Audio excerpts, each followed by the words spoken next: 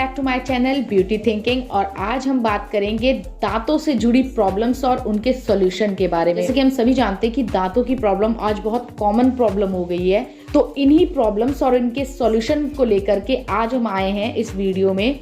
So guys, आज हम बात करेंगे डॉक्टर नीरज बयाना से, जो कि डेंटल सर्जन है। सो गाइस, वीडियो को एंड तक देखिएगा, डोंट स्किप द वीडियो। इस वीडियो में मूव ऑन करते हैं, let's start the video.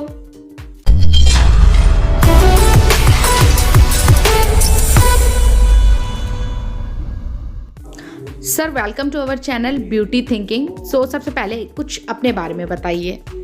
Hello, मेरा नाम है डॉक्टर नीरज बयाना और मैं एक डेंटिस्ट हूँ बाय प्रोफेशन। और मैं पिछले 23 साल से इस डेंटिस्ट्री में काम कर रहा हूँ। मेरा clinic sapphire mall sector 49 Gurgaon में है, सेकंड ओपिनियन डेंटल क्लिनिक के नाम से। Sir, my first question is कि हमें एक दिन में कितने बार ब्रश करना चाहिए? देखिए, basically twice a day brushing बहुत ज़रूरी है।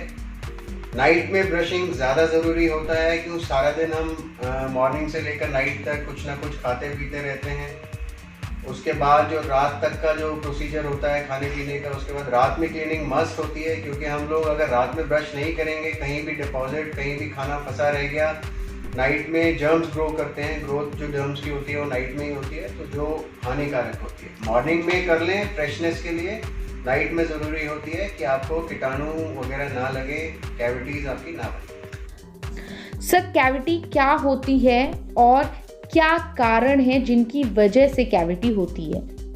आम लोगों के लिए उसे कीड़ा बोला जाता है, बट हमारी लैंग्वेज में उसे कैविटी बोलते हैं। कैविटी जो होती है वो कीटाणुओं को दांतों में जो खाना फंस जाता है या उसके बाद जर्म्स ग्रो करते हैं, उससे कीटाणु धीरे धीरे दांतों को खाना शुरू कर देते हैं, जिससे दांतों के अंदर कैविटी लग जाती है। और वो जब आगे पहुंच जाती है, काफ़ी डीप पहुंच जाती है, पेशेंट को पता नहीं लगता या पेशेंट ध्यान नहीं देता। जब दर्द हो जाता है तो वो आगे प्रॉब्लम करना हो जाता है, प्रॉब्लम कर लेता है। सर, किस तरीके से हम अपने दांतों को कैविटी की प्रॉब्लम से दूर रख सकते हैं? उसके लिए आपको पहले तो यही है कि अगर आप क्लीनिंग प्रॉपर रखेंगे तो आपको कैविटीज़ होंगी ही नहीं। रेगुलर डेंटिस्ट के पास विजिट करिए, जिससे अब आपको टाइम से पता लग जाए कि आपकी कैविटी हो रही है, तो उसको टाइम से फिलिंग हो जाए। पता लगने के लिए क्या है, आपको सबसे पहले वहाँ खाना फंसना शुरू हो जाता है। खाना कहीं भी आपको जाड़ों के दांतों के बीच में फंसना शुरू हो तो दैट इज़ अलार्मिंग साइन कि आपको कैविटी कहीं ना कहीं स्टार्ट हो गई है या हो सकती है। तो आप डेंटिस्ट को विजिट करिए, चेकअप कराइए, ताकि आपको मालूम हो जाए कि हाँ आपको कैविटी है, तो आप उसका ट्रीटमेंट कराइए। जैसे कई लोग होते हैं, ब्रश करने के बाद भी उनके मुंह से स्मेल आती है, और क्या रीजंस हैं इसके और किस तरीके से वो इस प्रॉब्लम को दूर कर सकते हैं? देखिए, मेन कारण दो होते हैं मुंह से स्मेल आने के कारण। एक तो अगर आप ब्रश नहीं कर रहे हैं या ठीक से नहीं कर रहे हैं तो आपके मुंह से स्मेल आएगी। और मेन कारण जो आमतौर पे देखा जाता है वो पेट से रिलेटेड होता है। अगर आपका पेट ठीक नहीं है, पेट साफ नहीं होता है, मीन्स मॉर्निंग में मोशन ठीक से नहीं है, आपको कॉन्स्टिपेशन है या ऐसा कोई कारण बनता है, तो आपको ब्रश करने के बाद भी थोड़ी ही देर में मुंह से स्मेल खुद को भी फील हो जाती है और सामने वाले को तो होती है। सर, कई बार कोई हार्ड चीज़ खाते हुए गम से ब्लीडिंग होने लगती है, या फिर ब्रशिंग के टाइम पे गम से ब्लीडिंग होने लगती है, तो इसके क्या रीजंस हैं और कैसे इस प्रॉब्लम को हम दूर कर सकते हैं? देखिए, गम्स ब्लीडिंग का कारण वही है, पायरिया के कारण गम्स ब्लीड करते हैं। और पायरिया बनता तभी है जब आपके मसूड़ों में दांतों के ऊपर डिपॉजिट्स हो जाते हैं जो पायरिया बनाते हैं। और उसके बाद आप ब्रश करेंगे या कुछ खाएंगे तो मसूड़ों के साथ रगड़ लग के जो कमेडी जम जाती है, उससे ब्लीडिंग गम्स हो जाते हैं। तो उसके लिए पायरिया के लिए आपको दांतों की सफाई कराना बहुत ज़रूरी है। सर, कई बार रेगुलर ब्रशिंग के बाद भी कई लोगों के दांत येलो ही रहते हैं, वाइट नहीं होते, तो उसका क्या रीज़न है और उसके लिए क्या कर सकते हैं? कलर तो जो दांतों का होता है वो ऑफ वाइट ही होता है। वाइट दांत किसी के नहीं होते हैं, बेसिक कलर दांत का वाइट ही है। वाइट भी हमारे दांत की 3 परत होती हैं। सबसे बाहर एनामल होता है जो वाइट कलर के लिए रिस्पॉन्सिबल होता है। उसके अंदर डेंटिन होता है जो थोड़ा येलो शेड में आता है। जिनकी बाहर की परत पतली होती चली जाती है किसी भी कारण से, तो उनके दांत में जो डेंटिन वाला पार्ट है जो पीले कलर में होता है वो ज़्यादा रिफ्लेक्ट करता है, इसलिए पीला रंग दिखने लगता है। Otherwise of white he standard colour है। सर, अपने दांतों को मजबूत रखने के लिए क्या करना चाहिए? मजबूत दांतों को रखने के लिए आप अपनी खुराक अच्छी रखें, डाइट अच्छी रखें, कैल्शियम रिच डाइट लेनी चाहिए जिसमें आप दूध, दही, पनीर, लस्सी ऐसी चीज़ों का सेवन ज़्यादा करें। और उसके साथ साथ कैल्शियम बढ़ाने के लिए अगर आप नॉन वेजिटेरियन हैं तो बॉइल्ड एग्स लेना अच्छा रहता है।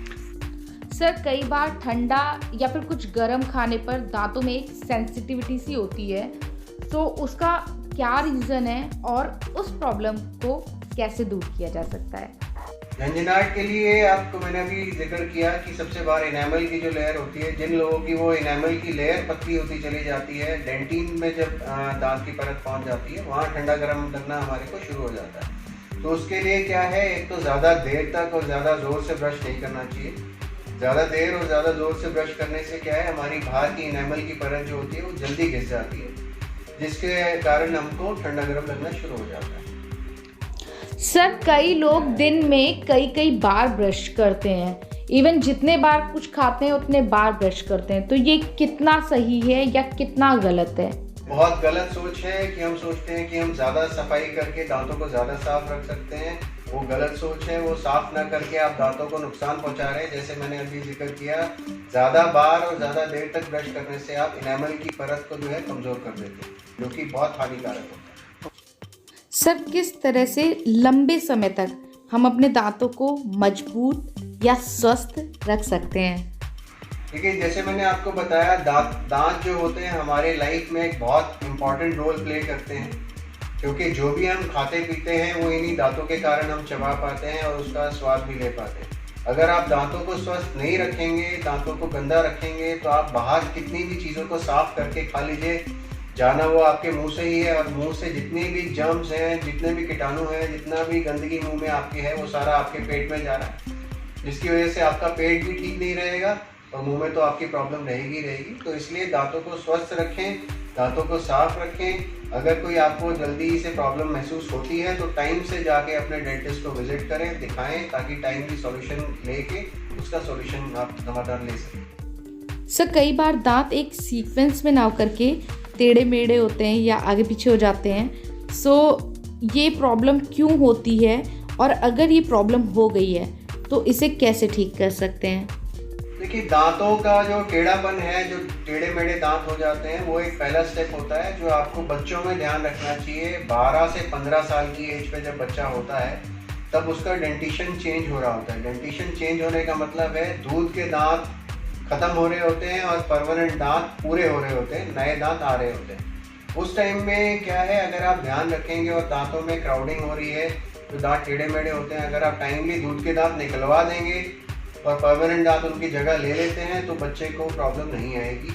अगर वो प्रॉब्लम आ जाती है, कई बार ध्यान नहीं जाता है या बच्चे या पेरेंट्स नहीं ध्यान रखते हैं, तो उसके बाद आपको ऑर्थो ट्रीटमेंट बोलते हैं हम, जो तारों के द्वारा हुआ करा जाता है। उसमें ब्रेसेस लगते हैं। हानिकारक कुछ नहीं है, बट मेरी सलाह आपको यही है कि अगर आप टाइमली थोड़ा सा ध्यान देंगे, पेरेंट्स बच्चों के ऊपर थोड़ा सा ध्यान देंगे, तो आप इस प्रॉब्लम को टाइमली सॉल्व कर सकते हैं। आपको तारों की ज़रूरत नहीं पड़ेगी। सर रूट कैनाल क्या है, और अगर किसी का एक्सीडेंटली दांत टूट गया है या फिर निकल गया है तो उसके लिए वो किस तरीके का ट्रीटमेंट ले सकता है? देखिए, रूट कैनाल के बाद जाड़ों में कैप लगाना, जिसे कवर कहते हैं, कैप कहते हैं, वो ज़रूरी होता है, क्योंकि जाड़ों ने काम करना है सारा चबाने का। चबाने के लिए अगर आप आरसीटी ट्रीटेड दांत पे अगर ज़्यादा प्रेशर डालेंगे तो जाड़ों का टूटने का चांस होता है, तो कैप वहाँ लगवानी पड़ती है।